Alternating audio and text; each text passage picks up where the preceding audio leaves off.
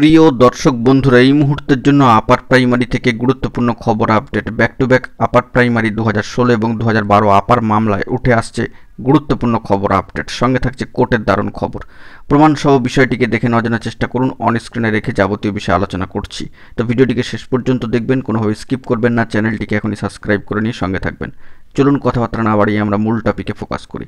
বন্ধুরা, upper primary 2016 যে contempt মামলা, তো সেটা তো রয়েইছে, পাশাপাশি 2012 আপার মামলার গুরুত্বপূর্ণ খবর চলে এসেছে কোর্টের সাইটে।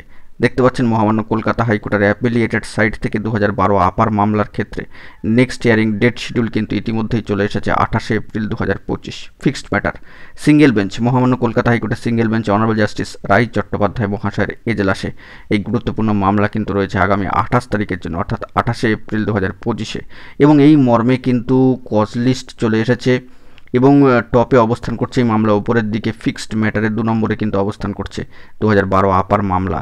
আপার প্রাইমারির ক্ষেত্রে অত্যন্ত তাৎপর্যপূর্ণ। অবশেষে দীর্ঘ সময় পরে আরও একবার মামলার অবস্থান কিন্তু উপরের দিকেই রয়েছে এবং কজ লিস্ট এই মর্মে কিন্তু চলে এসছে সিঙ্গেল বেঞ্চে অনারেবল জাস্টিস রাই চট্টোপাধ্যায় মহাশয়ের এজলাসে। এর পাশাপাশি প্রসঙ্গত উল্লেখ করা দরকার, 2016 ক্ষেত্রে কন্টেম মামলার ক্ষেত্রে আপার প্রাইমারি কন্টেম মামলার ক্ষেত্রে ব্যাক টু ব্যাক তার পরেই কিন্তু রয়েছে এই গুরুত্বপূর্ণ মামলাটি। অর্থাৎ এই এপ্রিল মাস, সামগ্রিক এপ্রিল মাস জুড়ে আপার প্রাইমারির বেশ কিছু মামলা রয়েছে। সেখান থেকে কি পরিবর্তন বা পট পরিবর্তন ঘটে বা নয়া মোড় আসে, সেই দিকে আমরা কিন্তু ফোকাস রাখছি। অত্যন্ত গুরুত্বপূর্ণ খবর আপডেট এই মুহূর্তে 2012 আপার মামলা এবং আপার প্রাইমারি 2016 ক্ষেত্রে। তো এখন এটুকুই, ভালো থাকবেন। এরকমই জরুরি আপডেটগুলি পাওয়ার জন্য চ্যানেলটিকে এখনই সাবস্ক্রাইব করে নিয়ে সঙ্গে থাকবেন। ধন্যবাদ।